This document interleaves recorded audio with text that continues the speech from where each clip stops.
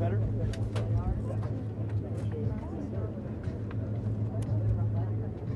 Does this come up?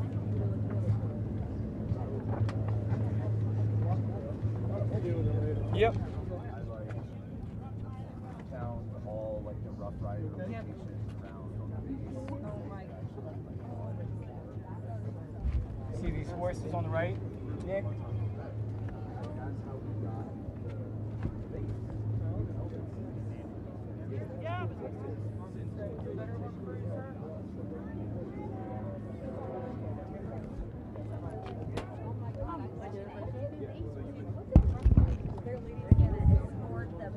Up the hill. So they literally just watch. Yeah, and then they're gonna go get her. Yeah.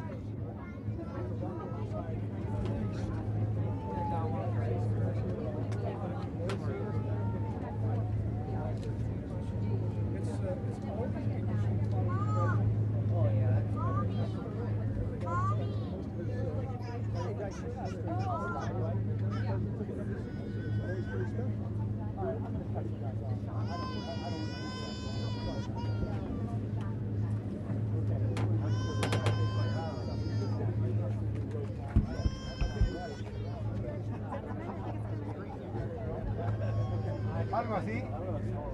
We're a little bit brighter now. Yeah, that's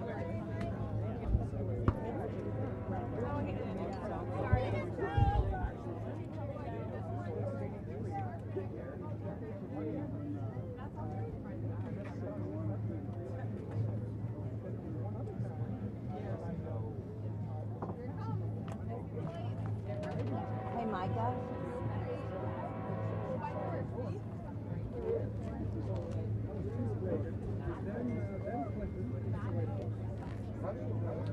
You guys see the Rough Riders lined up here? He doesn't have an angle on it. I know, but this actually will help because it keeps the sun off their skin. Just for a couple minutes because there's kind of a lot of pictures and things of people here. Watching a lot of the cowboys right here. Yeah, those are called the Rough Riders. Too. A lot of people are excited.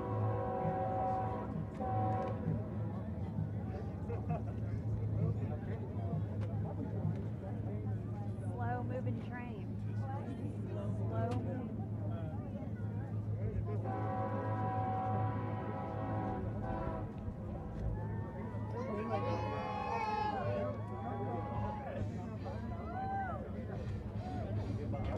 So he's on it.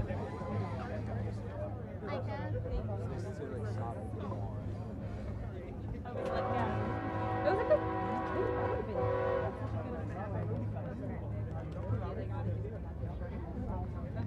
And you could go like to like that the hitch for the. Oh wait, are they back? Oh, I would buy that trailer hitch. Go around so that you're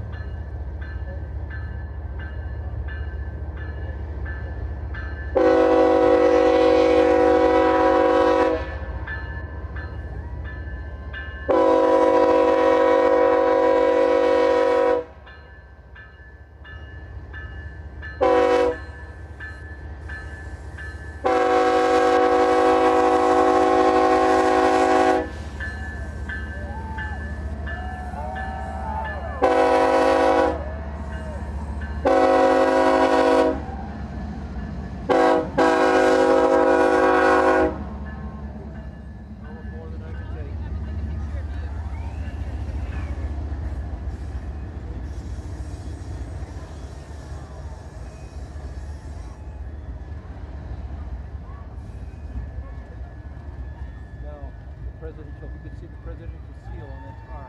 Get me in.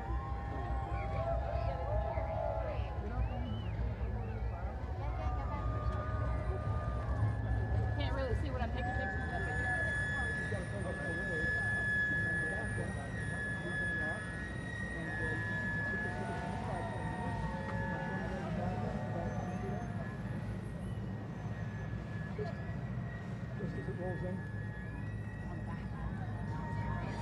For helping me today, Kat.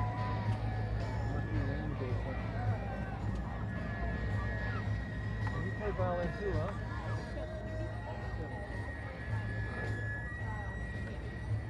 You gonna be on the back like Katie used to like?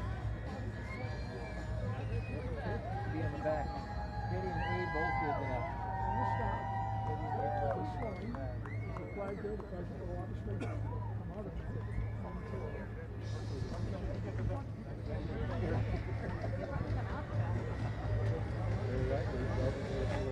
So look where.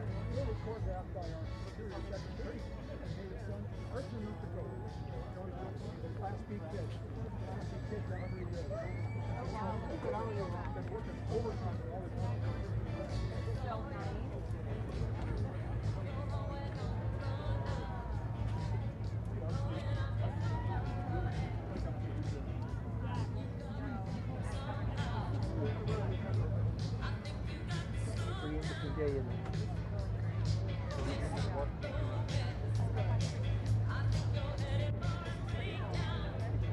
So I'm around the city. I see all the presidents. Not Rushmore. Also, how the Constitution makes monogamy illegal.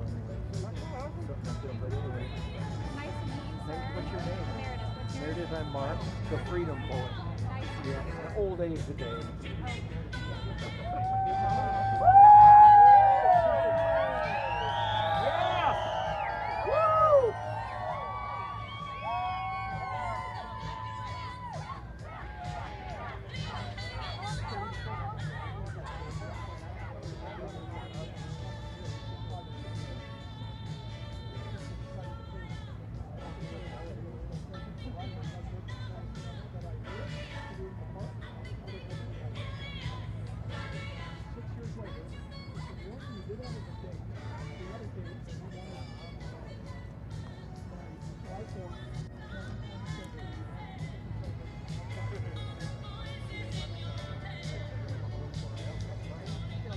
I do. I just have quick transitions. The wide. It's okay. No, I can hold right.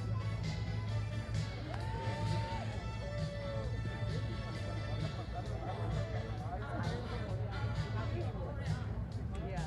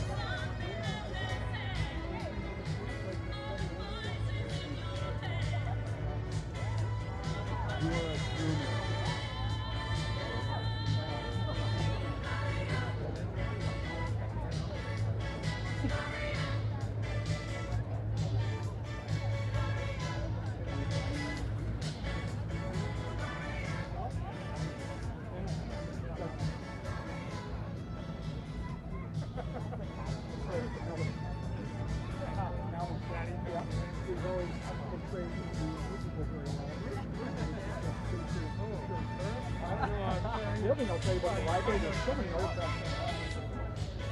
Oh, I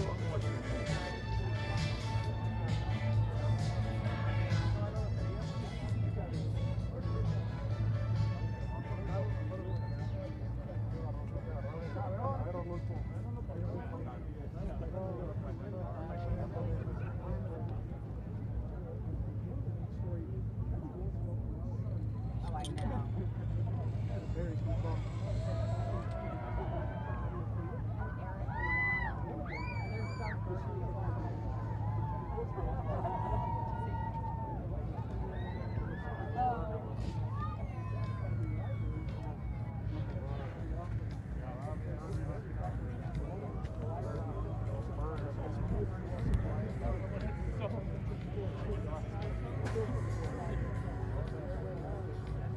Like read the crowd.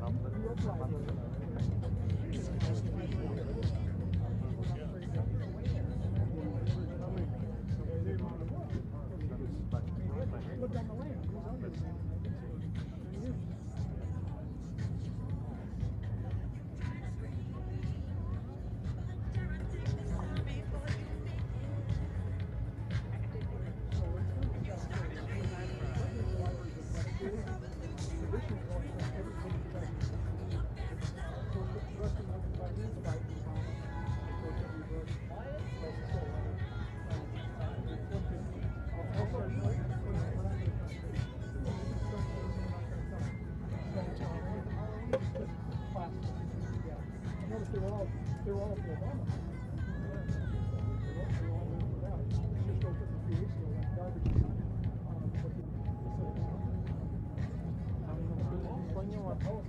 Dando un pinche sueño. La morrita era la fotógrafa también.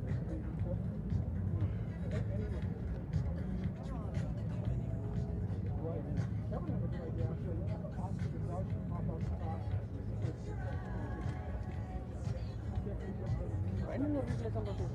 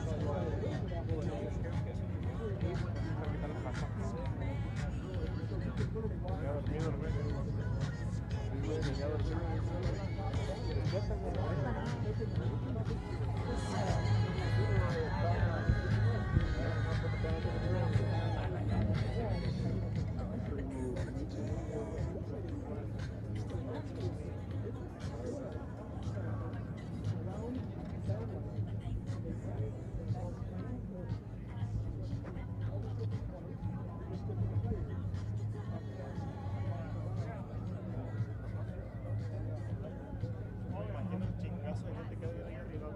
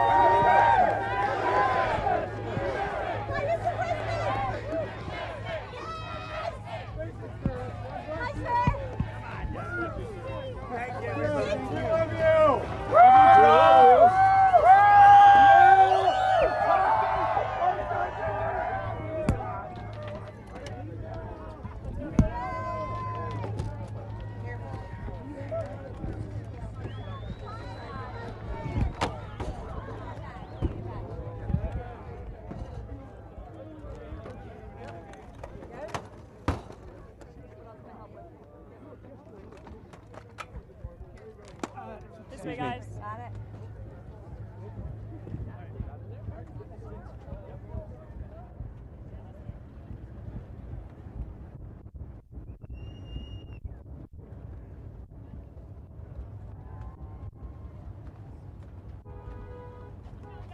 Hey, who has the stick? Here you go. Take it, Jack. Keep going, guys. Over to the left. Keep going.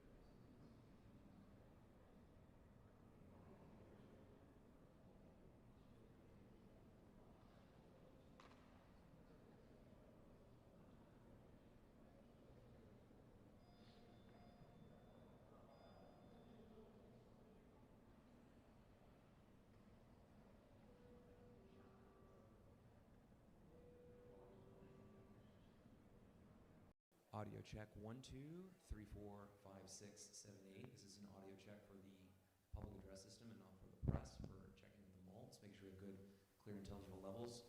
Audio check 1, 2, 3, 4, 5, 6, 7, 8. Check. Thank you very much.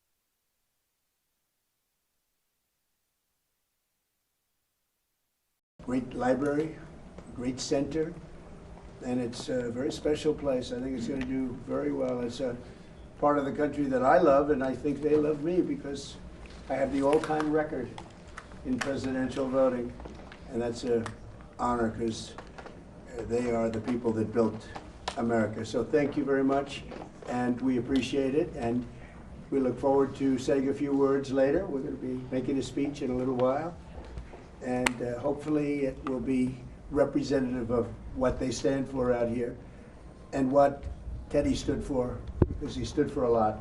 Thank you very much. Great job. Thank you, Mr. President. Thank you very much. Thank you, everybody. This kind of ends the section on the presidents that he had. Now he's in that third party run. I think it's a really meaningful moment. Like aura farming. You're talking about aura farming. Oh yeah. You can follow along. You go this way. Go, Natalie.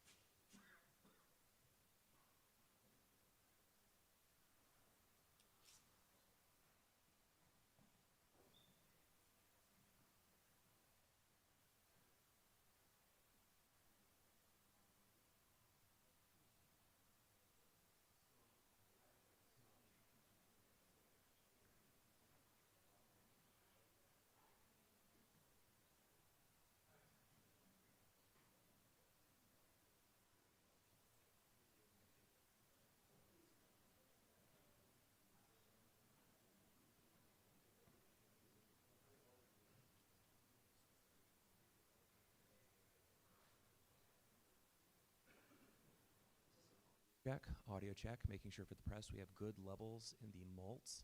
Thumbs up from press, audio check 1, 2, 3, 4, 5, 6, 7, 8. Good for press? Thank you very much.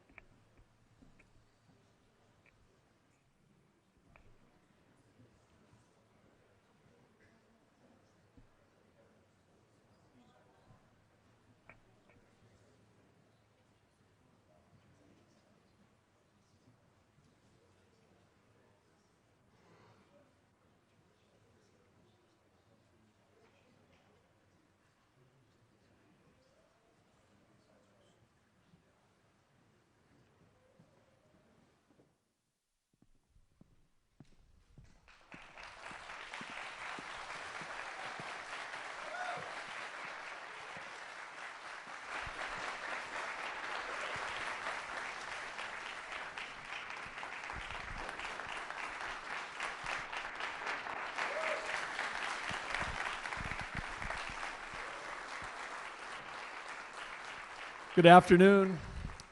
Thank you all for being here.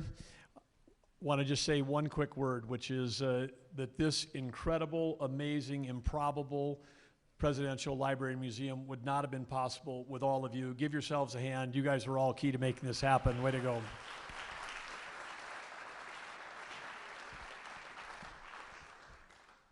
You've all been invited to this special private ceremony. We, of course, have a special guest here today on this remarkable and historic day. And we'd like to, also with me on stage, I'd like to introduce Britt Slabinski. Britt is the president of the National Medal of Honor Society. But as you can see, he's also a Medal of Honor winner. So thank you, Britt, for your service. Thank you for everything you've done.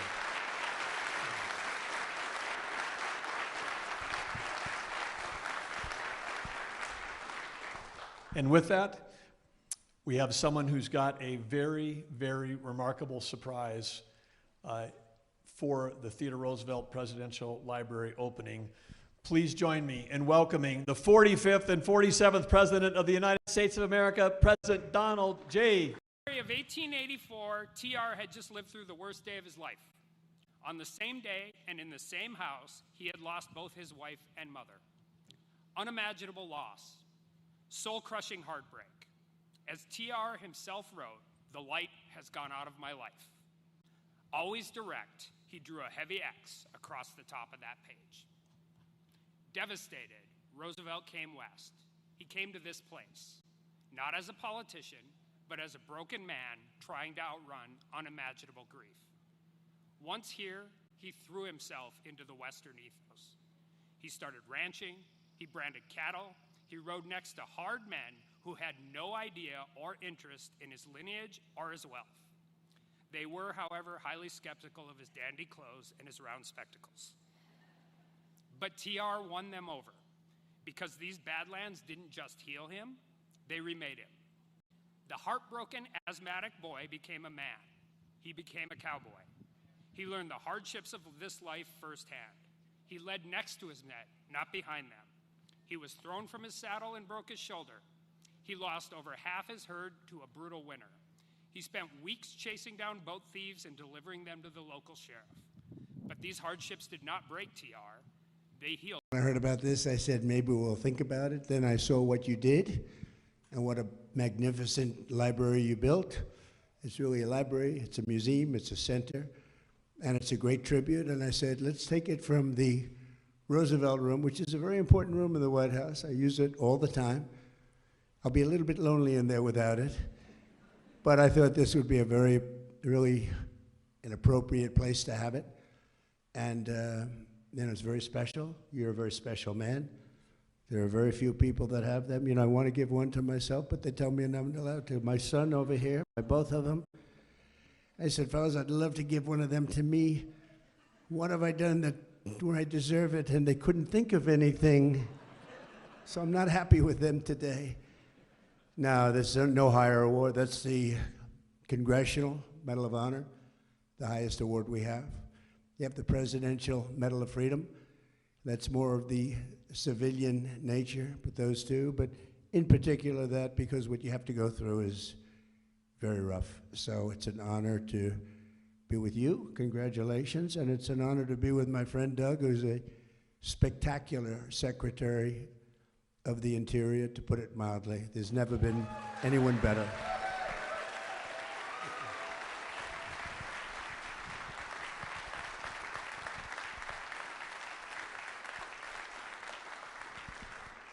So I know you're all here looking forward to what will be a significant presidential address down at the amphitheater, but before you go, we have one last thing. President Trump. Our nation's 250th birthday, all at once in this small town of Medora. We are up to the challenge as North Dakotans, as Americans. As Roosevelt himself once said on a speech on the... They did say no running with these. We'll be...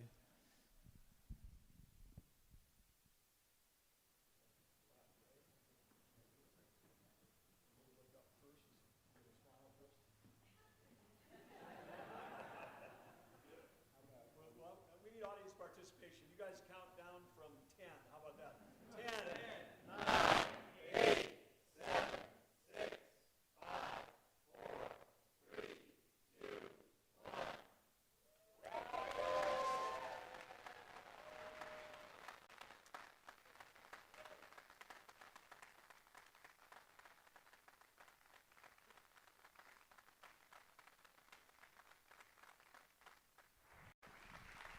Thank you all. We'll see you down at the amphitheater. Let's go, North Dakota.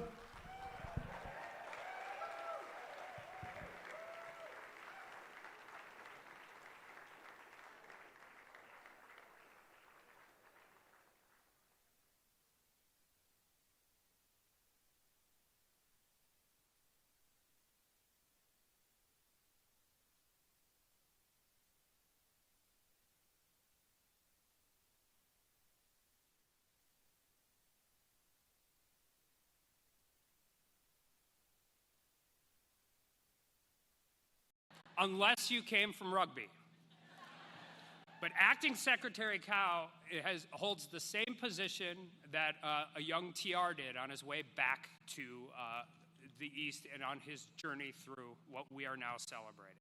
And as a fun fact, my grandfather was born in Medora, North Dakota, and he was a sailor on the USS Pawtucket.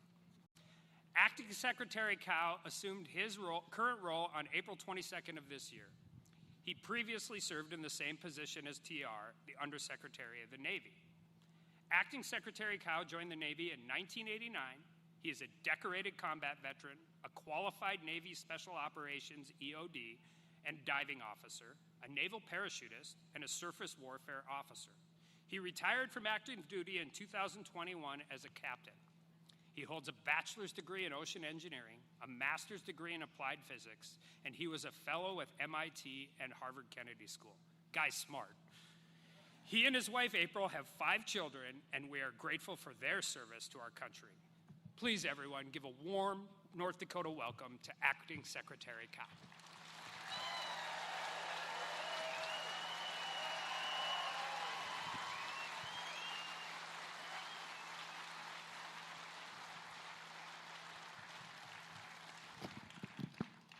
Well, first of all, good afternoon to President Trump, Secretary Burgum, Governor Armstrong. Thank you, sir, for this welcome.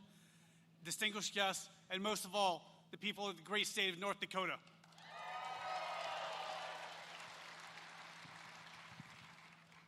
I love being here because for 2 things. First of all, I love Teddy Roosevelt. Okay, who doesn't? Right? The commies don't. That's who doesn't. And the second thing is I get to represent over 500,000 sailors and Marines who stand watch tonight on the front doors of freedom for our sake so we can be here and celebrate our nation's 250th birthday.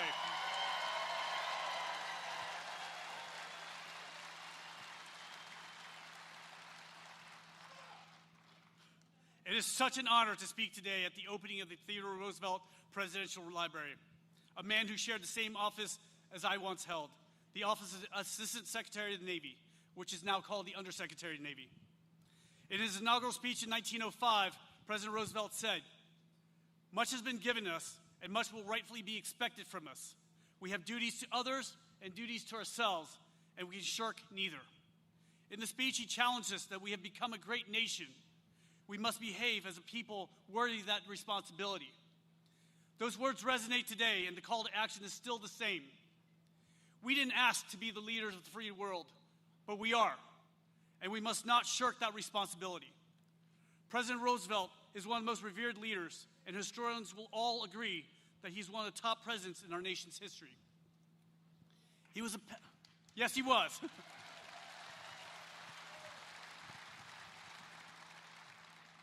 He was a passionate man that cared about many things, but when he was in office, he cared about one thing. He cared about propelling America into becoming a superpower. He spoke his mind and fought for the American principles. He believed in and exercised executive power and wrote more than 1,000 executive orders to create everything from national parks to the Great White Fleet. President Roosevelt saw emerging challenges around the world and believed the United States needed a modern, capable fleet ready to defend national interests. At a time when many viewed military preparedness as unnecessary or expensive, Roosevelt argued that readiness was an investment in peace. Roosevelt understood that America's interests required a fleet capable of operating worldwide.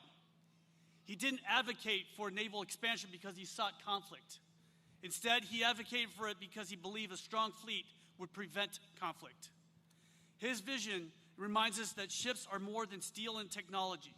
They're instruments of deterrence, diplomacy, and national power.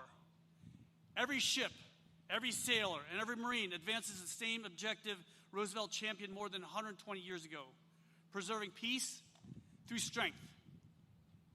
The significance of the Great White Fleet was not measured by the number of miles it traveled or the number of ports it visited. Those ships were built during peacetime, at a moment when many questioned the need for a larger and more capable Navy. Roosevelt saw beyond the challenges of his day and understood that readiness could not wait for crisis.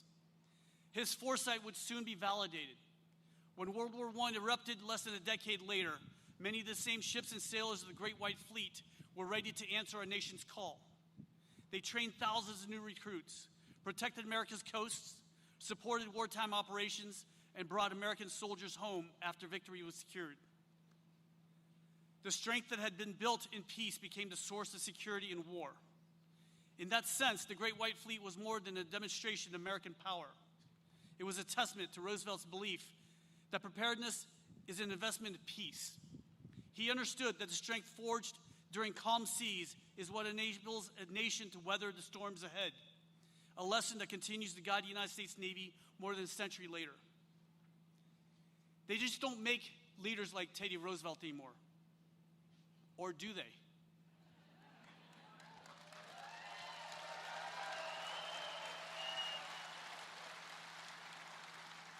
Teddy Roosevelt was exactly the president America needed at the turn of the 20th century. 120 years later, in the 21st century, we have another great American who believes in American greatness: Donald J. Trump.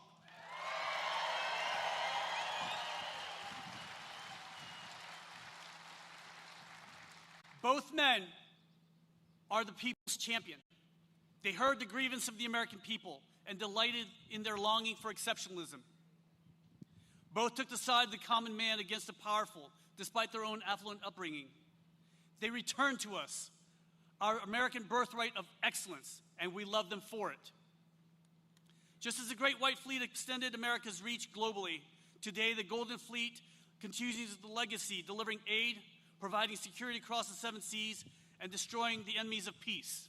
Just ask Iran.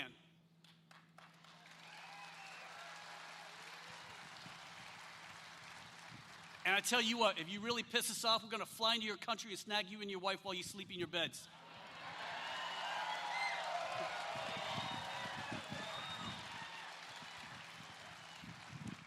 The ships of President Trump's Golden Fleet may look different from President Roosevelt's Great White Fleet, but the principle remains the same: that a prepared nation is better positioned to deter its adversaries, reassure its allies, and protect its interests.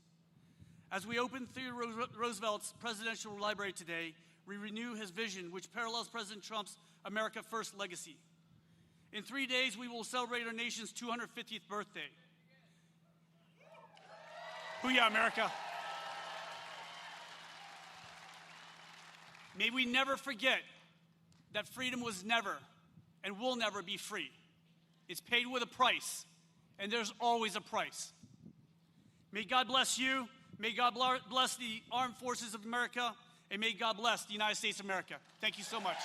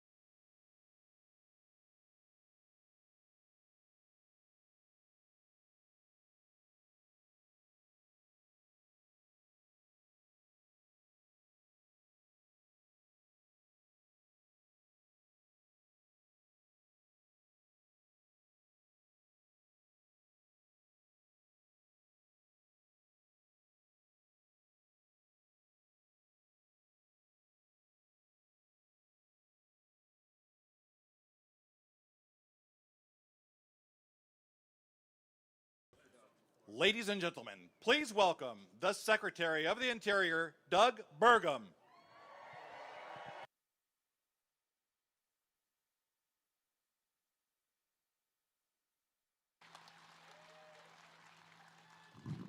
Hello, North Dakota.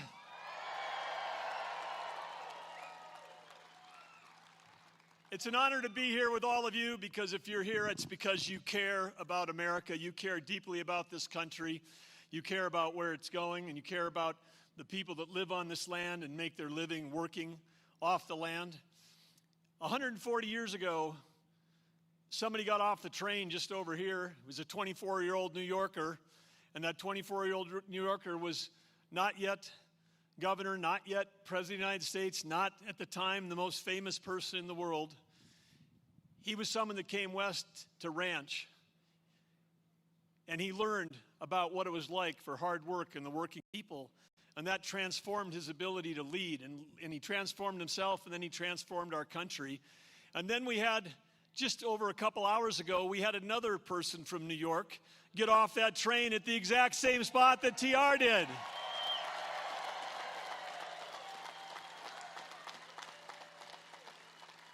And you know who that is. You know me, and you know that I know hard work, and I have never worked with or for anyone in my life that works harder than the person I'm about ready to introduce. I'm talking 20 hours a day, 7 days a week. And when he's working for all of you. He's working for the American people. And I'm talking about someone who we just moments ago completed the dedication of the opening of the Theodore Roosevelt Presidential Library and Museum here in Medora, North Dakota, at the entrance to Theodore Roosevelt National Park, the only one of our 63 national parks named after a person instead of a place, and what a place it is. But he's here because of all of you. Please give an incredible welcome to our 45th and 47th President, Donald J. Trump.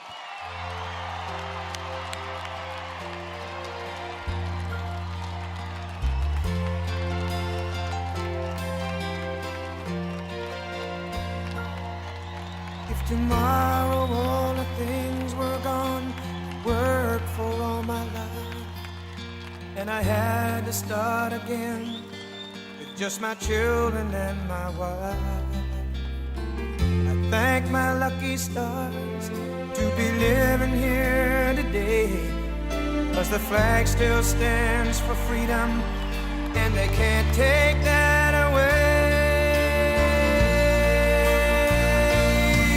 And I'm proud to be an American, where at least I know I'm free. And I won't forget the men who died, who gave that right to me. And I gladly stand up next to you and defend her still today, 'cause there ain't no doubt I love this land. God bless the USA.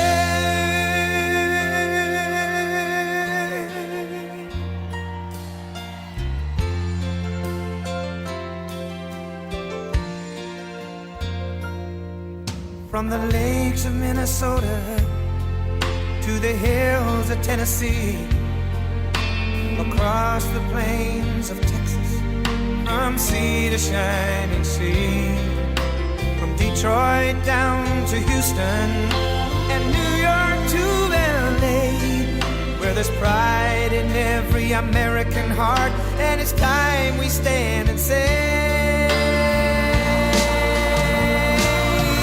that I'm proud to be an American, where at least I know I'm free. And I won't forget the men who died, who gave that right to me. And I gladly stand up next to you and defend her still today, 'cause there ain't no doubt I love this land. God bless the USA.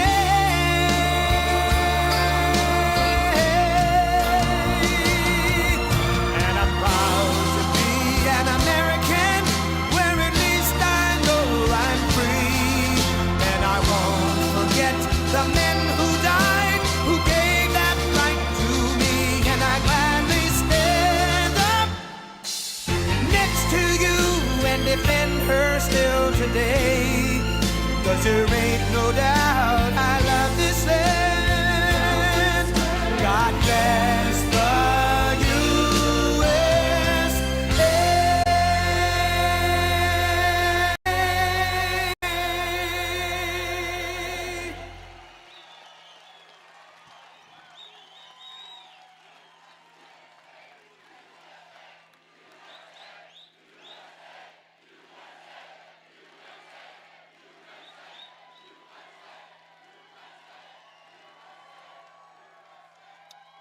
Well, I want to thank everybody. This is an honor. We love you, and you've been so nice to me with those votes. We set every record in the book. But today we come to the heartland of America to pay tribute to a man who embodied the heart and soul and fight and spirit of our country as much as anyone who ever lived. And he's a very special man, and that's why I'm here, President Theodore Roosevelt. And he loved your community. He loved your state. And he was quite something. He was really quite something.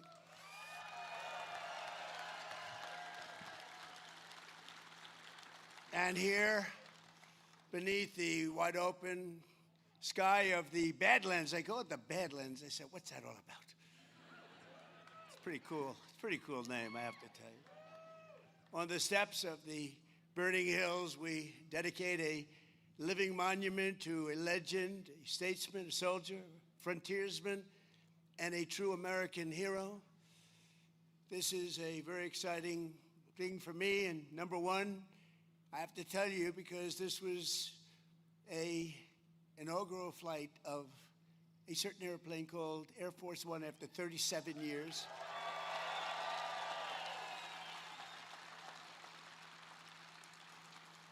And it's a great plane, and we had a lot of fun with Doug and everybody coming over.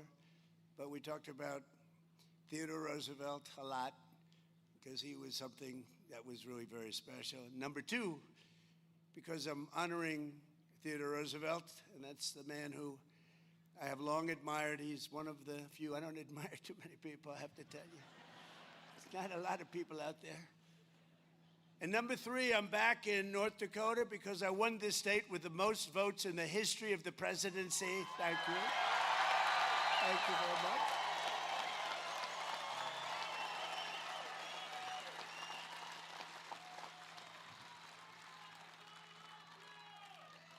And number four, I have two teleprompters that aren't working, and here I stand.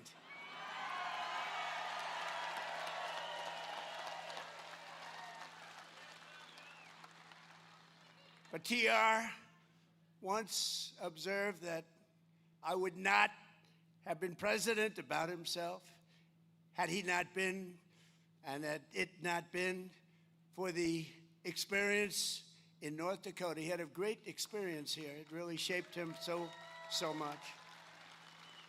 So there could be no better place for this new national treasure than the Rough Rider state. I met some of the Rough Riders. They are Rough Riders. They're good riders, too. They were very impressive. Today, 107 years after he passed into eternity, Theodore Roosevelt's Presidential Library opens its doors, and the small town, but very great town, and today it's a very famous town because that's all they're talking about, of Medora opens its arms to the entire world. The entire world is watching. It's not a big town, but it's a very powerful town because of what was left behind. I want to thank the thousands of people who worked so hard to make this project a reality, and you really did. You made it a beautiful reality. Very few places will top it. And starting with the man who put the library in its first funding, think of it, did so much. He raised so much money. He did so many different things. He really did. He had a very complete life when you think. He was a real man of many forms of genius, and without whom it would never have been possible. Secretary of the Interior. And I'll tell you what, I thought he was an oil man, and he wasn't. I saw him on a debate because this guy was actually going against me. Can you believe it? but I thought he was very impressive. I thought his wife, Catherine, was even more impressive, to be honest with you.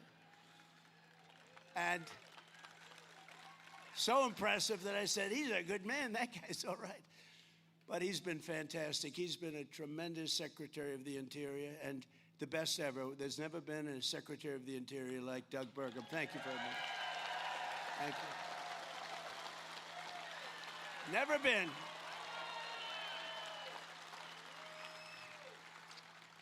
And you know, Doug called me, he said, would you do me a favor? He's really fantastic, because I did not know the gentleman too well. But he said, Kelly Armstrong is fantastic. Would you endorse him for governor? And I did, and he won easily. Kelly Armstrong. Great job you're doing. Great job. And two of my very good friends, two warrior senators, tough cookies, tough. Oh, I wish they could get their way. We could get a couple of little things passed, like voter identification, like proof of citizenship. It's called Save America. You know, that's pretty good. Save America, can you imagine? We have 100% of the Democrats against it and 4 or 5 Republicans, if you can believe that. What are they all about? But these two people are with us all the way, John Hoeven and Kevin Cramer, senators. They're great. Two great guys. And a congresswoman who fights and gets what she wants, and she's very respected, Julie Fedorchak. Thank you, Julie. Thank you. Very, very respected. And we have our ambassador, Monica. Where's Monica? Monica Crowley. Fantastic. Acting Secretary of the Navy, Hung Kao. And we're building a lot of ships. Building a lot of ships. North Dakota House Speaker, Robin Wise. Thank you. Thank you. Doing a great job. State House Majority Leader, Mike LaFleur. Mike. Thank you, Mike. State Senate Majority Leader, David Hogue. Thank you, David.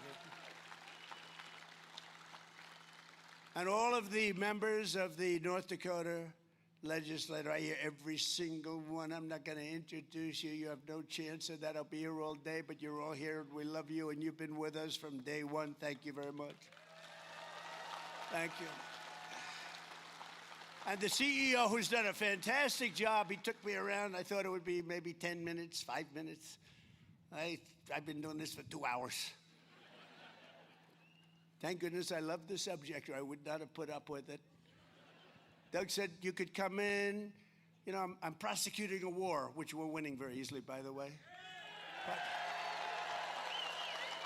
But I said, Doug, let's fly in. We'll do 10, 15 minutes. I know I'm going to love it. And then I'll get out. Oh, absolutely, sir. So then time comes. He got me making speeches. I was over there 2 hours. I know more about that museum than the people that built it.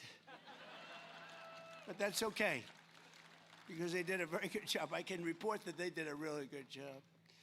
The CEO of the Theodore Roosevelt Presidential Library, who really did give me a tremendous amount of knowledge, I mean, about things that I never would have thought could have been possible, about how great this man was. Ed O'Keefe. Ed, thank you very much.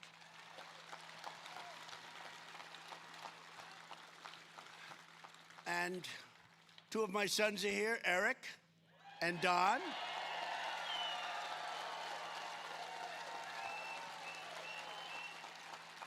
And Bettina, thank you very much. Don just got married. Bettina, thank you. It's going to be great.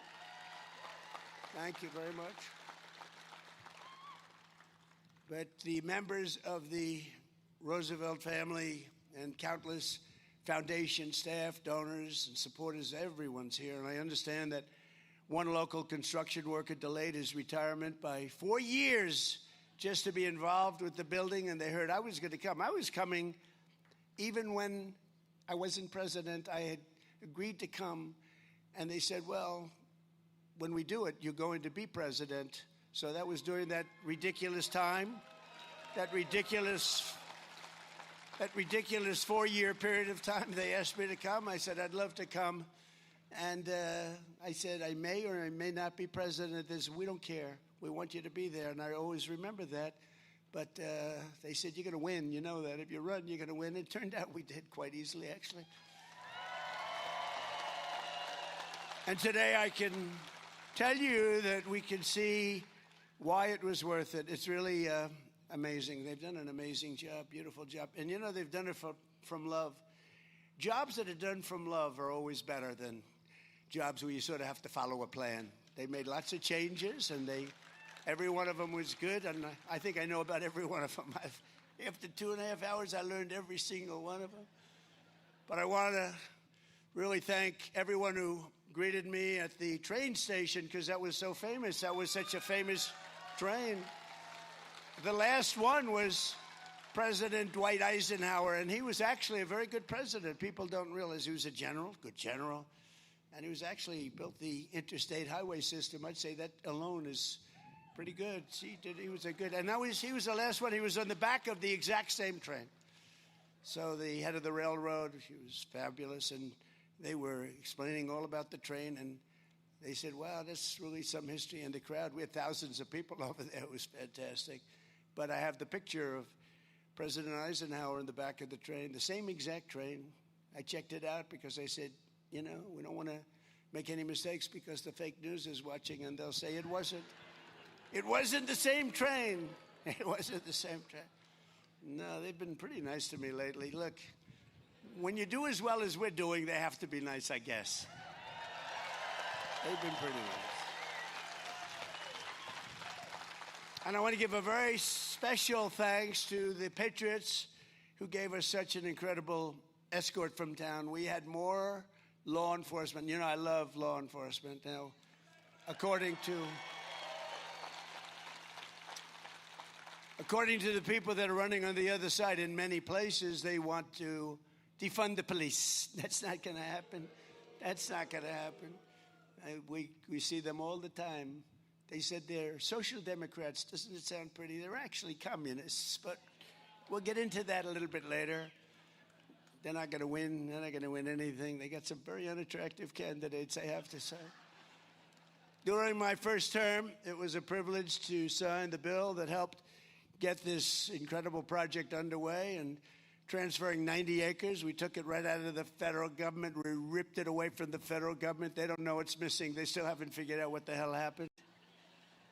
And today, the artistry and scholarship, technical skill on display right here and in that museum in particular is just fantastic. It's really great. Things that they actually gave me. You know, we're going to build our museum in Miami.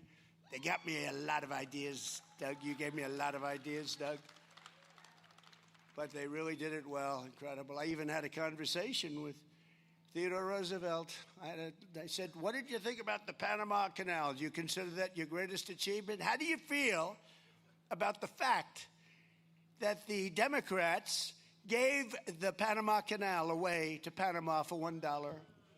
You know, he built the Panama Canal, preceded really by a man who was he was the tariff king, William McKinley. He was the president, and they took his name off Mount McKinley, and I put it back on because it deserved it.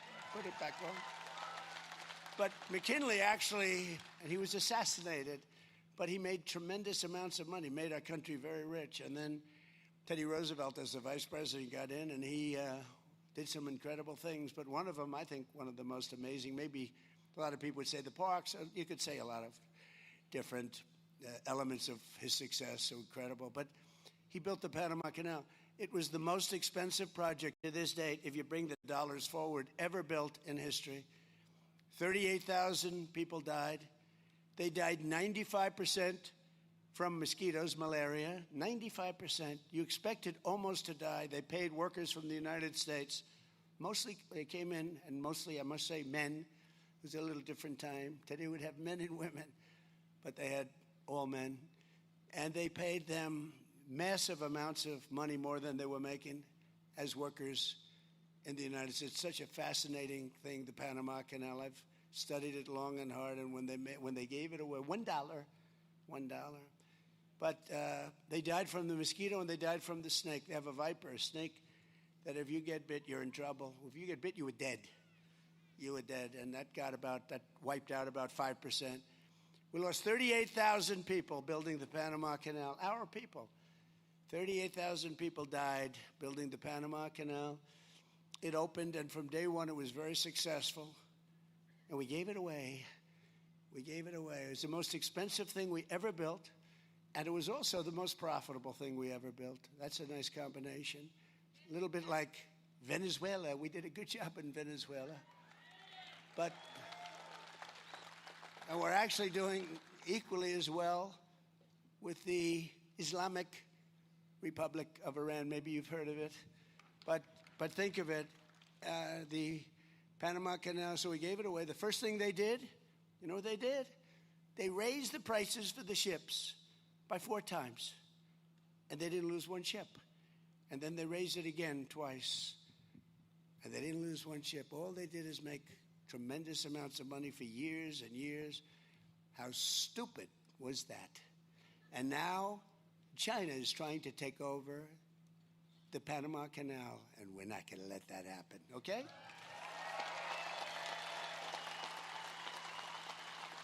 And that was not part of the script, because I don't really have a script, because this thing doesn't work. It's appropriate. The one on my right is slightly better than the one on my left. The one on my left is a waste of time. It's a little like politics. The one on my right is a little bit.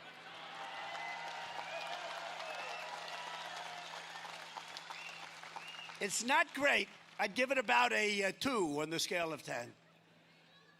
And this afternoon, I'm pleased to announce that through the National Endowment for the Humanities, we will be awarding the library $750,000 to support the opening exhibits during the first year. So they're getting a nice check.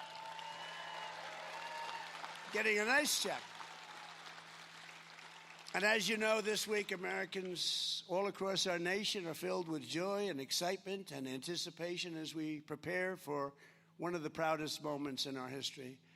250 years, think about that. 3 days from now, we will celebrate the 250th anniversary of the signing of the Declaration of Independence. What a document that was.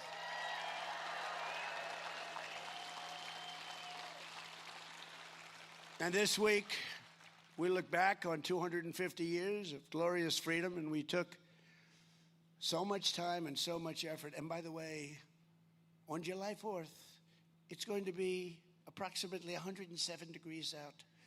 And I'm going to go and I'm going to make a really long speech just to show that I can do anything. It's going to be 107. But you know what? They also predicted the fight that we had 3 weeks ago was unbelievable at the White House. They said a week before, 6 days, 5 days, 4 days, 3 days, 2 days, 1 day. They said it was going to rain. It's going to be horrible. You're going to have to cancel the fight. Sure, we're going to have to cancel. This was a big event. This was one of the highest rated fights in history. It was on CBS National on a Sunday night, not a Saturday night. Saturday nights are called Death Valley for television. I know a lot about ratings. But Sunday night's very good, and it was broadcast on CBS, a network, and it got among the highest ratings any fight has ever gotten. But they said it was going to rain, and I talked to Dana White. I said, Dana, I don't know, this is bad. Sir, it's 100% chance of rain. I said, you sure, like maybe 90? No, 100%, sir. So it was 7 o'clock, and it wasn't raining. Then it started at 8 o'clock, and we were going to delay it till 12 o'clock midnight. I said, that's not good. But it wasn't raining at 8 o'clock. And it wasn't raining at 8:30. And we had the fight on time. And it never rained. Never rained. So you never know about weather forecasting, do you? With all the money we spend all that money. That's happened before. We had a big march in Washington. You remember that? That was going to be rained out, sir. We're going to have to change it. Rained out, never rained. So we're getting pretty good at that. But this is a time to rediscover the indomitable spirit that built our country and all that will ensure America always remains the most exceptional nation on the face of the earth. We're not going to let communists get in our way. We're not going to let anyone get in our way. Not the communists. It's a very unattractive lot. They're not going to do it. They're not doing anything, those people, what they're doing. They're so stupid. They're so stupid. There could be no better place to begin this rediscovery than with the life, times, and passions of Theodore Roosevelt. He had great passion. The Colonel, they called him, was an American man. He was really a great he-man. He was an American man through and through. His chest swelled with American optimism, confidence, enthusiasm, pride. His heart beat with an unyielding sense of America's destiny and pride, and that pride was bigger. The biggest word for him, I think, was pride. He was a proud man. But I'm a proud man. I'm proud of our country. I'm proud that 2 years ago, we had a country that was a laughingstock all over the world, and now we have the hottest country anywhere in the world, the most respected country anywhere in the world. But as a young boy, I saw that he loved Lincoln, and Lincoln's casket would pass through a nation torn apart by civil war. I don't know if you know that. I think Teddy Roosevelt, is probably his biggest. I was trying to get that today, and I think it came pretty loud and clear. Abraham Lincoln was the person that he most respected, most admired, most looked up to. He has a beautiful picture of Lincoln that he had in one of his rooms, one of his very important rooms where he lived, and it's at the library. By the end of the 60 years, TR had transformed his country by the reach of his vision. He had a great vision, and by the force of his will, into one of the greatest places, one of the greatest empires, one of the most incredible countries, ready to take its rightful place as the strongest and most respected nation anywhere in the world. They didn't have people that they had no idea where they were. They didn't have people that couldn't walk up the steps. See those steps? They didn't have people that had no idea where the hell they were. They didn't have people that said, let's have open borders so millions and millions of people can pour into our country from prisons all over the world. They didn't have those people. They had strong, smart people like Teddy Roosevelt. Today, America is stronger and more respected. Right now, I'll tell you, the king of Saudi Arabia, I was with him a year ago, smart guy, good guy. He said to me, sir, it's amazing. And this was as we were just started to really, and we've made a lot of progress since then. You see the numbers, factories being built all over the country at a level that we've never had before. But he said, 1 year ago, during the Biden, Sleepy Joe, during the Biden administration, he said 1 year ago, your country was dead. We gave up on your country. They were looking at China. They were looking at others to protect them. They were looking at other countries. And now you have the hottest country anywhere in the world. He said that, and it's true. Now it's even more so than it was then. Hottest country anywhere in the world. So Theodore Roosevelt and his presidency fell exactly at the halfway mark between the founding in 1776 and the place we are today in 2026. And here are 5 lessons, and I wanted to write these because you can learn from some people, not from too many.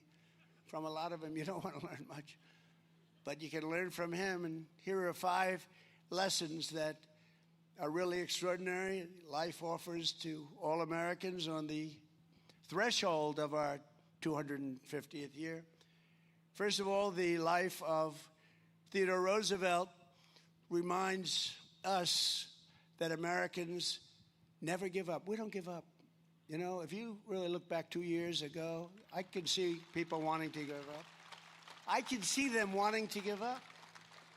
He never stopped, never quit, never surrendered in pursuit of his dreams. He had a dream, a very complex dream he did because of the way he traveled, the way he moved, the fact that he ended up here and turned out to be one of the most impactful things he ever did, ending up right here where we are. But his pursuit of the American dream never, ever stopped. It was really amazing. He was plagued by asthma, very, very bad, very serious. He was having a hard time breathing for much of his life.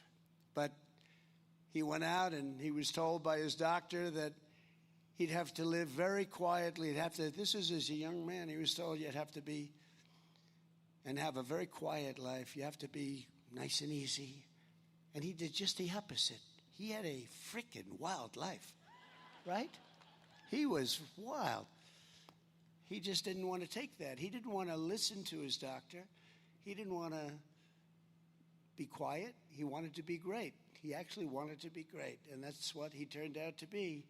Young Theodore replied, "Doctor, I'm going to do all the things that you tell me not to do, and I've got to live the sort of life that you've described. I don't care how short it is. I just want to live my life the way I want to live my life." It was great. I mean, who would say that?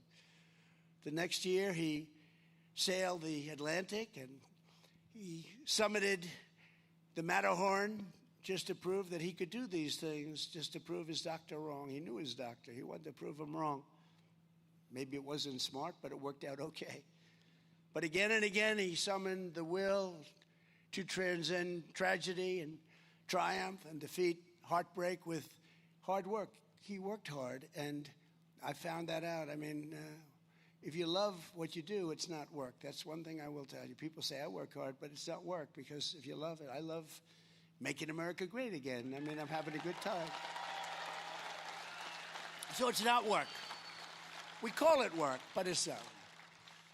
In his library, we find his diary open to the page from 1884, when his mother and his wife died on the very same day in the very same house. Totally unrelated. Just a tragic moment, but unrelated.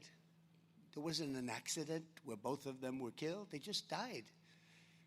Then he came back home and he said, "What happened? They're both dead." Different parts of the house, had nothing to do. It's just an amazing. Wife was very young. Mother was older, but she was getting by. "The light has gone out from my life," he wrote. But Theodore Roosevelt did not surrender to fate. He came here to Medora and made himself fate's master. I said, I want to be fate's master. He wanted to turn the tables, and he really showed that that's what Americans can do. That's what people can do, beyond Americans. That's what people can do if they really believe and they set their mind to it, and if they're competent. I mean, you have to be competent. You have to be smart. It's nice to say anybody can do it. Not anybody can do it. They'd like to say, anybody can do it. No. But he was a special person. He arrived at this town, narrow-chested, 140 pounds. He looked pretty bad to the people here, because they're pretty tough people around here. Never changed. He was sick. He was shattered from the death of these two people that he loved the most. And his body and his spirit were pretty much broken. Not broken enough, but pretty much broken. If they were broken all the way, he wouldn't have been able to do what he did. He left here 2 years later. He weighed 40 pounds more, and he was strong as an ox. They say it was 40 pounds of muscle. I don't know how the hell that happened. They didn't have modern-day drugs. Of course, the modern-day drugs don't do that either, do they? In fact, they actually take away the muscle. That's not good. How are we doing, doctor? Well, you lost a lot of muscle. That's not good. But we didn't have any of that. He was 40 pounds of steel, the vital man of vigor, who would become president of the United States not that long after he left. Wow, that's amazing. I know what it takes to do that. It's tough. As a sheriff's deputy, he heard 3 thieves had stolen the only boat in town, so he built another, and over 3 days chased the criminals 300 miles. He wanted those poor criminals. We need a little bit more of that in our country, but we do pretty good. We have the best border we've ever had. We do pretty good. Think of it. We have the best border, strongest border. We went from the worst border in history in 3 months to the best border in history, so we do okay. But he was a man who could get crushed beneath a horse. He was crushed. Get up, and he kept riding. People said, you got to get back. We got to get you to, no, I'm going to keep riding. He could take a bullet to the chest, stand up, and keep speaking. He had a little luck. He had a lot of paper there. I saw it today, a bullet hole right through both of them. But so lucky, got lucky, but other people wouldn't have done what he did. He could feel sick, and he was often feeling sick. Deep in the Amazon jungles, he would get extremely sick. Maybe he shouldn't have been there. He knew what was happening. It was a very dangerous place from that standpoint, from the standpoint of catching some pretty bad diseases, and he caught them.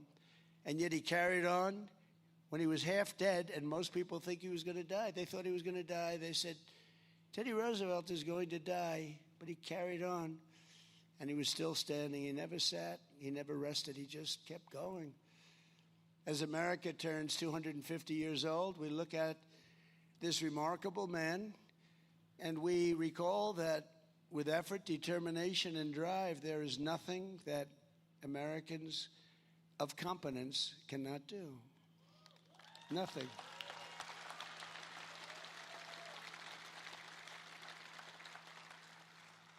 Our ancestors were the people who raised up New York City from the marshes of Manhattan and then ventured into the Dakotas to carve up a life in the place that they called hell with the fires burned out. I don't know what the hell that's supposed to mean. Hell with the fires burned out. That doesn't sound so nice. But you did, and you've become a tremendously wealthy state, a very successful state with low taxes. I mean, you have great government. You have great government, these people right over here and the people I introduced, but other places have good land. They have valuable assets under the land, and they're losing. You know, California was our third biggest oil drilling state, Doug, not so long ago. It's got tremendous amounts of oil. Nobody knows that. It was third after Texas. Years ago, it was a big oil drilling. Now they won't drill because the environmental lunatics have said don't do it, and it's not a state that's doing very well. In fact, it's doing extremely poorly. One of the most beautiful states in the world, best weather, best everything. From winning our independence to laying the railroads, taming the West, and planting our flag on the moon, nothing great that America has ever done has come without staggering effort, and it has never come easy. It's been really an unflagging persistence that drove us into greatness. We had the persistence of great people, great men, great women.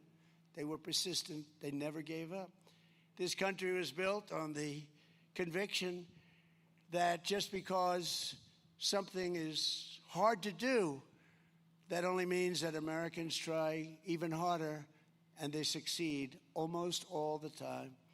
Because whatever the obstacle, whatever the challenge, it's no match for American grit. And you have it probably as much or more than any other place there is. You have American grit.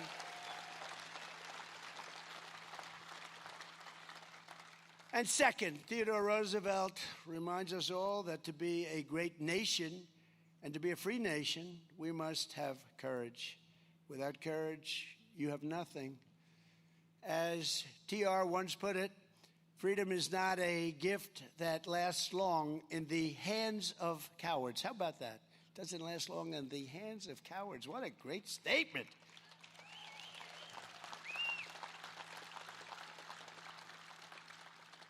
I want to use that. I shouldn't have said it. I would have used that statement, and I wouldn't have attributed it to TR. And they would have said, oh, what a great statement that is. Trump made a brilliant speech. What do you think, John? Would I get away with that? Kevin? I don't know. Maybe not.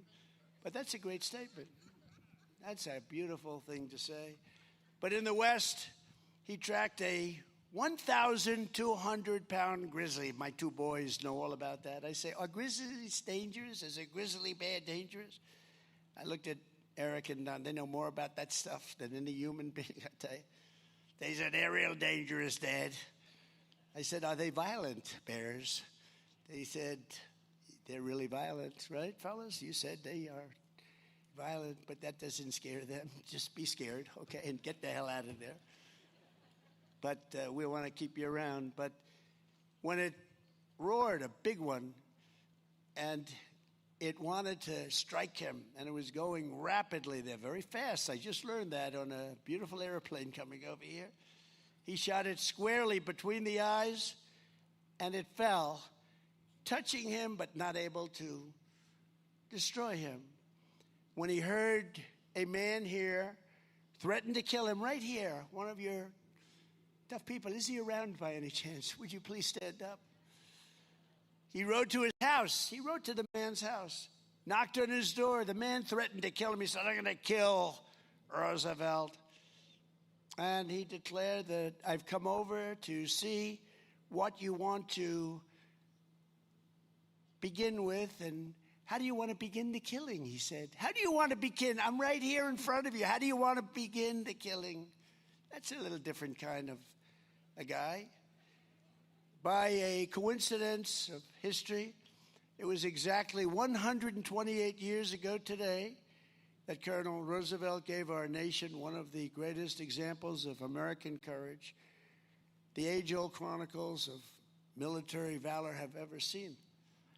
After commandeering a ship to Cuba for the volunteer regiment, he personally raised and trained his incredible Rough Riders. The Rough Riders, I saw the Rough Riders. What the hell are the Rough Riders? Look at these guys. I wish I looked like that.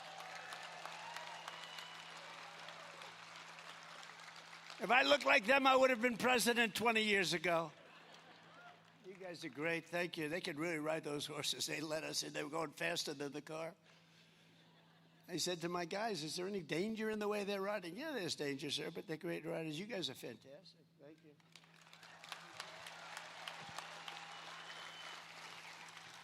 But he led the Rough Riders in their heroic charge up San Juan Heights. And with malaria coursing all throughout his veins, he was really sick. Colonel Roosevelt galloped into a hail of Spanish bullets, and when his horse came to a wire fence, he leapt off the horse. He jumped off the horse, and he started running toward the enemy. I don't know if that was smart, but he made it. Then he looked over at the next hill, and he grabbed his men. He said, fellas, let's do it again. And he did it again and again. The Rough Riders' victory at San Juan Heights led directly to the collapse of the Spanish line. Ah, the Spanish. They're members of NATO, but not very good members of NATO. They say, no, we don't want to help other people. What are we doing, huh? They are not behaving nicely, but they will learn. Soon after, they relinquished their grip on Cuba and Guam, the Philippines and Puerto Rico, and they were all ours. We got them all. And speaking of Cuba, after many, many decades, it's coming our way. Coming our way. But for his actions that day, TR was celebrated as a hero and eventually awarded the Congressional Medal of Honor. That's a big deal. And I'm thrilled to announce that just moments ago, 128 years after the Battle of San Juan Heights, it was my really great privilege to deliver his library and a very special little gift. In fact, I gave it to Doug and the president, a man who did such a good job in helping to build it. Doug raised a lot of money, got a president to be out here all day instead of 15 minutes. And I gave that medal. I took it off. We have a beautiful room, the Roosevelt room, this Roosevelt, by the way. And I took it off the wall, brought it over, and we just presented it. It's going to be in your library now for a long, long time.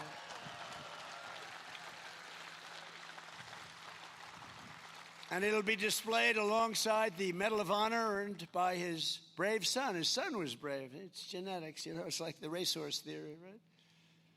Fast horses. Theodore Roosevelt Jr. on D-Day, he also received that incredible acknowledgement, except for Arthur and Douglas MacArthur. Arthur was his son, Douglas MacArthur, great general. They're the only father and son pair to receive our nation's highest military award for courage above and beyond the call of duty. Now, as I see my two beautiful sons sitting there, I think I'm going to give one to myself, one to them, and we'll have a threesome, okay? I'll pick out one of the two. I'll give them the Congressional Medal of Honor for something, for their genius at hunting. And I'll get one for taking on Russia, or something. And we'll have a third pair. No, I'm only kidding. But I have seriously thought about, now this is dangerous to say because the fake news is up there all over the place. And when I joke, I learned early on, don't be sarcastic in politics. But I actually said a few times that I've seriously thought of giving myself the Congressional Medal of Honor. Now, everyone knows I'm doing it with a chuckle, but then they report, he wants to give himself the Congressional. So I don't say that anymore. It's very dangerous to say. But it is the highest award, and they had a father-son get it, and that's a tremendous tribute to a genetic pool. As we enter the 250th year, Americans must never forget we are a historic and heroic people with a heroic spirit and a heroic purpose. And in this world, we are a very special group. American courage won our independence. It liberated millions and millions from slavery, rescued billions from tyranny, and sustained American liberty for 2.5 centuries. And we're not going to lose it to this group of losers. Oh, can you imagine? Have you seen these people? Have you seen these people? The press is just building them up. They're losers, okay? They're nasty people, but they're losers. We'll teach them. We're going to teach them. They're not going to hurt our country. Without courage, there is no America today. If you don't have courage, we wouldn't have America today. We wouldn't be close. Third, Theodore Roosevelt believed in the America that really works and worked. He refused to accept failure, mediocrity, corruption, decay, or decline. And neither should we. That's why we can't take this nonsense that's going on right now. We're not going to take it. The first public cause he ever supported was a bill to fix the streets in New York City. He was very New York City and New York centric. You know that. That's where he came from. He was a pretty rich family. As the civil service commissioner, he fought tooth and nail to return federal hiring to a principle called merit. Merit. Isn't that nice to hear? And by the way,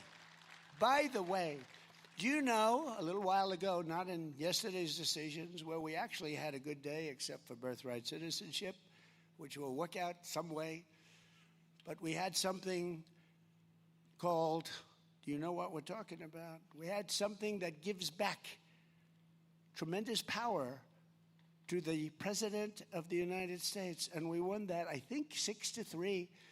And it was taken away from another Roosevelt. It was taken away from FDR in 1932. It was taken away. And for almost 100 years, that's been up for grabs. Slaughter, it was called, the Slaughter case. And a lot of people didn't think it would ever be won. And we won it 2 days ago in the Supreme Court. It gives power back to the president at a time where the president really needs power. It's a great decision.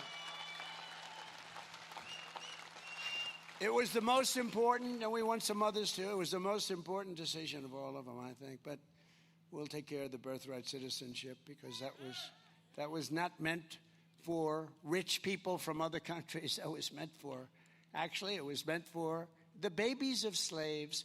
If you look at it, it was a month after the Civil War ended that it went through. That's because it was meant for the babies of slaves. It wasn't meant for rich people from China. They came over in Gulf Streams. It was meant for the babies of slaves. So I believe, no, I know they got it wrong, but that's okay because they gave us something that nobody thought. But they also gave us something in one of the sessions a year ago. It was called merit. Our country now is based again on merit. So if you're a student with very average marks and you looked a certain way or you acted a certain way or whatever, and you get into the finest school in the world, and then you're somebody else that looked a certain way or acted a certain way, and you have all A pluses, and you have all great marks and board numbers that are through the roof, way above other people, but you don't get in, they get in, it's all over with. It's based now on merit. I don't even know if people know. The fake news didn't want to cover it. To me, that's one of the greatest decisions. And that took courage of the Supreme Court because our country became great because of merit. We became great because of merit. And when you look at those soldiers that we have standing there at Washington, D.C., where we ended up, so we had one of the most unsafe cities, places, our capital, anywhere in the country, and now we have one of the absolute safest. You can walk anywhere in Washington, and we fixed up the monuments, and Doug was fantastic. We had 78 monuments, fountains, statues.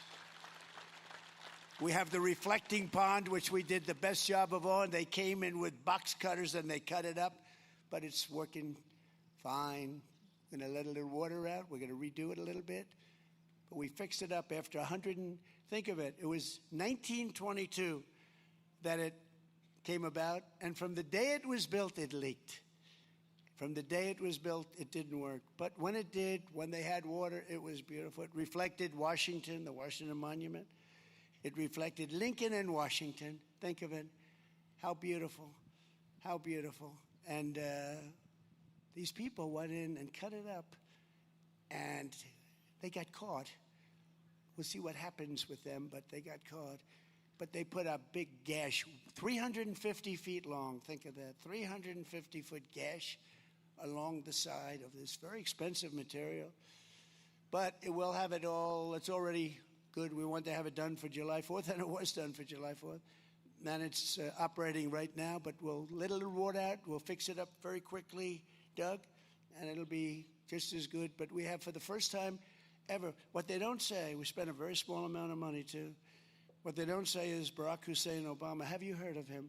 Barack Hussein Obama spent tens of millions of dollars trying to fix it, and it was a disaster. Sleepy Joe Biden spent millions of dollars trying to fix it, and he was unable to do it.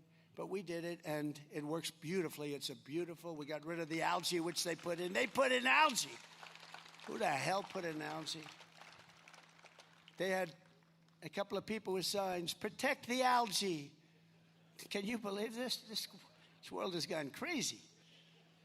But today I'm proud to say that after 4 years of decline, America is once again a nation that has strong borders, is respected by everyone, all countries all over the world. They respect your president and they respect you. When they respect your president, they respect you.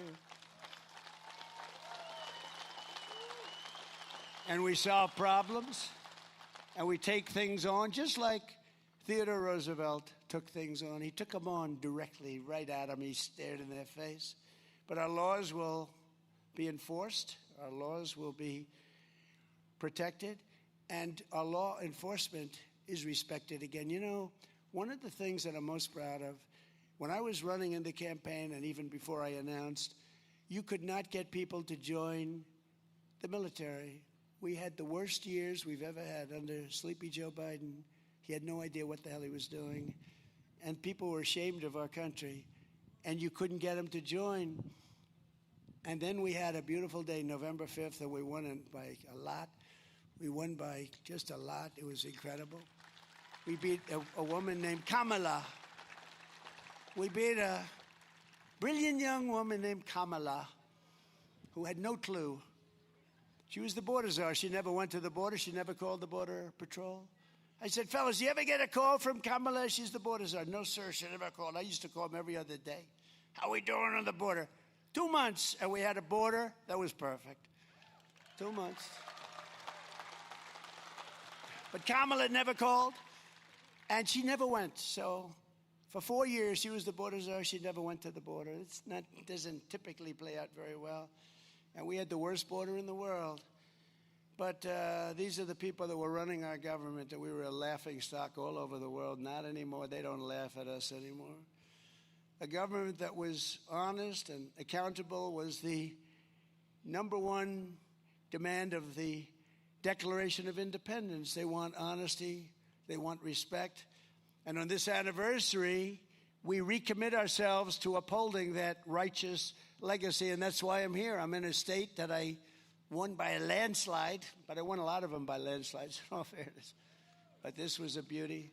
This was a beauty.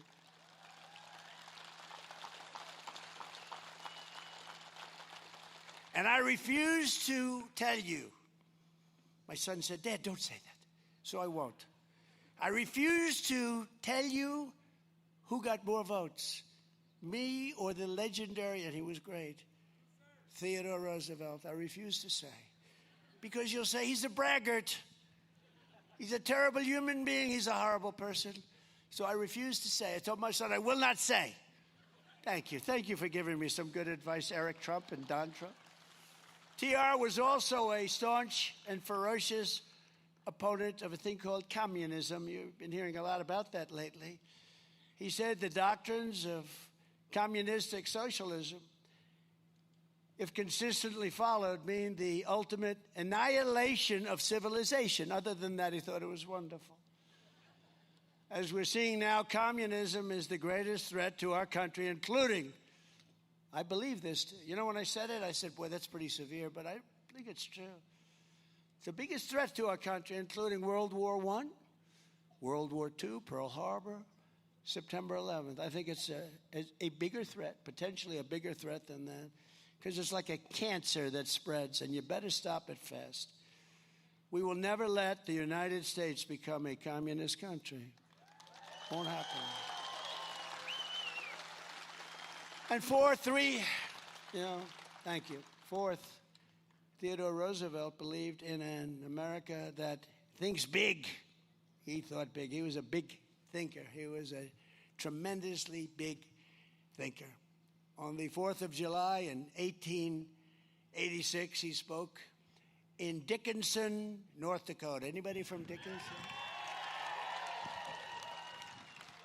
And said, like all Americans, I like big things, big prairies, big forests, and mountains. I want them big. He wants big wheat fields. He wants tremendous railroads. Let them be big and beautiful and powerful, and herds of cattle. He wants everything big. He wants big factories, steamboats. He wants everything big. It was cool. I mean, I thought it was great because I feel that way. I've always felt that way. Theodore Roosevelt wanted a big future, and he had big dreams for America. And thanks to him, we built the Panama Canal, that beautiful Panama Canal.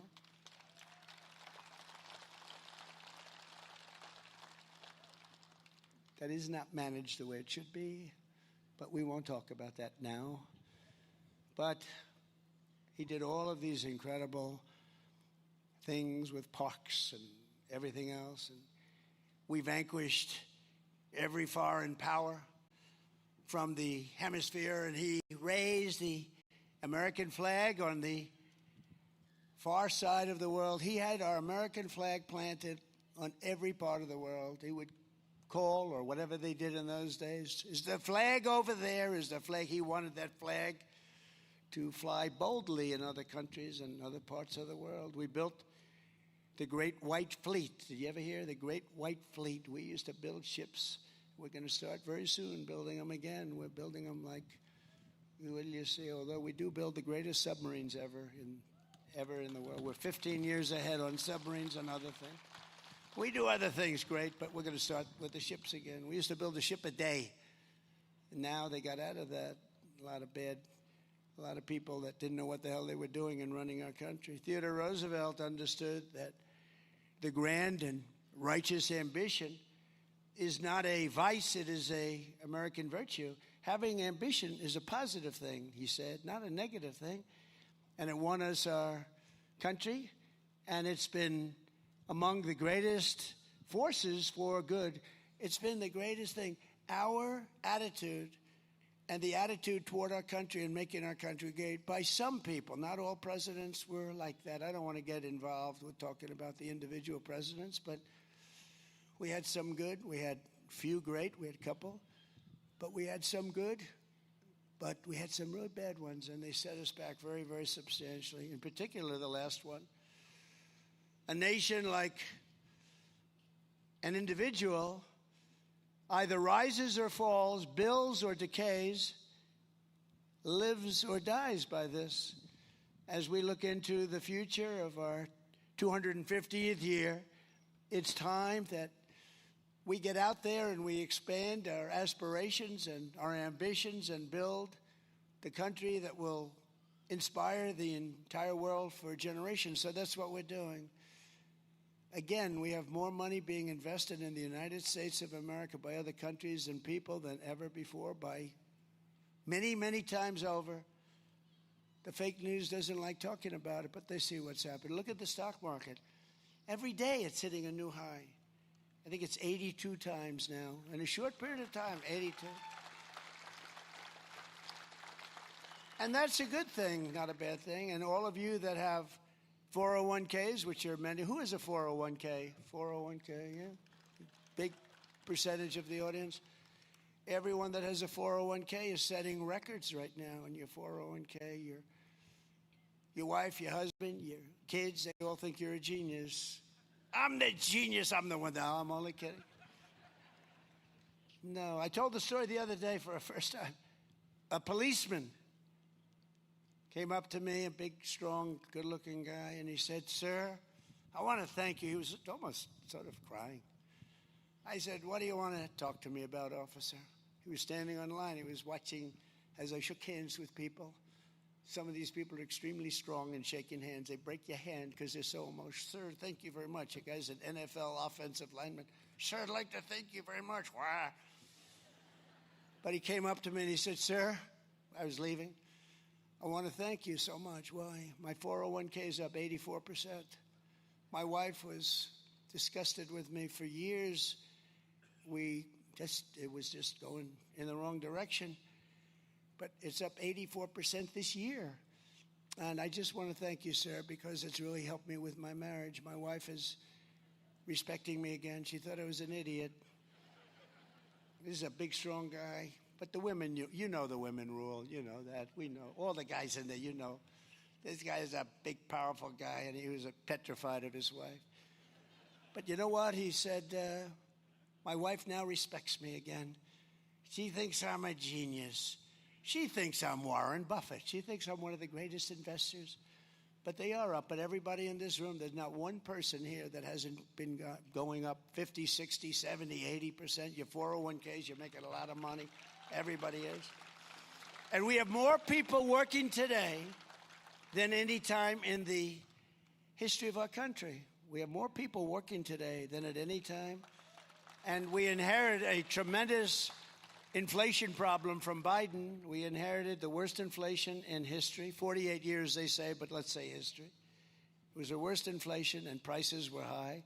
And those prices are all coming down. And you see fuel is coming way down. It's dropping like a rock, just like I said. Because those boats are coming out of the Hormuz Strait. They're coming out by numbers that nobody ever saw. We're setting records, actually. The oil is dropping. We have some great oilmen here. I don't know if they're happy or sad. I don't give a damn if they're happy or sad. I want the prices to go down, and the oil is dropping like nobody thought possible, but I told you it would. Total control. We have total control of everything. This is just the beginning of the golden age of America. We're in the golden age of America. And America is going to experience something that I can truly say, I believe, the best is yet to come. It's going to be coming, and it's here, but it's coming at speeds that nobody thought possible. Finally, Theodore Roosevelt understood that whatever our background, we are all Americans. We're Americans first, united under one flag. And we don't wipe our hands on a flag. Did you hear the person? One of our communist people. But they cleaned it up. The press cleaned that statement up. You know that, right? She didn't use the word hands. She used a different word, a disgusting word. They're disgusting pigs. She didn't use the word hand. They said hand. She used another word. You know what word I'm talking about. These people are a disgrace. That's why Theodore Roosevelt boldly fought for what he called the new nationalism. The word nationalism is a very interesting word. Putting the needs of the whole nation and all of these people above partisanship, lobbyists, crooked politicians. This is one thing with these guys. They are honest as hell. I'd let you know if they were crooked, if John or Kevin were crooked, I'd say, they're crooked pals, but they're honest. Maybe they're too honest, actually. We got to get a little action going here, fellas. But no, these are great politicians. They're great people. That's why you put them back in office in record numbers, the two of them, all the time. But TR knew that true patriotism demanded caring for the worker, the environment, and the health and culture, and integrity for the nation itself. He was something special. He was a really great man. He was a man the likes of which you may never see again, but we'll all get close and we'll all try and duplicate what he's done, because he was a man of unbelievable genius and unbelievable toughness and principle. So I want to just say that it's an honor to be with you. It's an honor to be asked to represent our nation in the opening of what will be a truly great library, museum, or center. Call it what you want.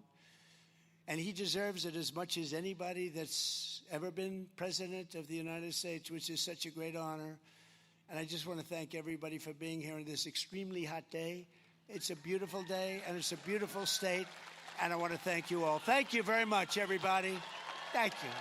Thank you very much. Thank you.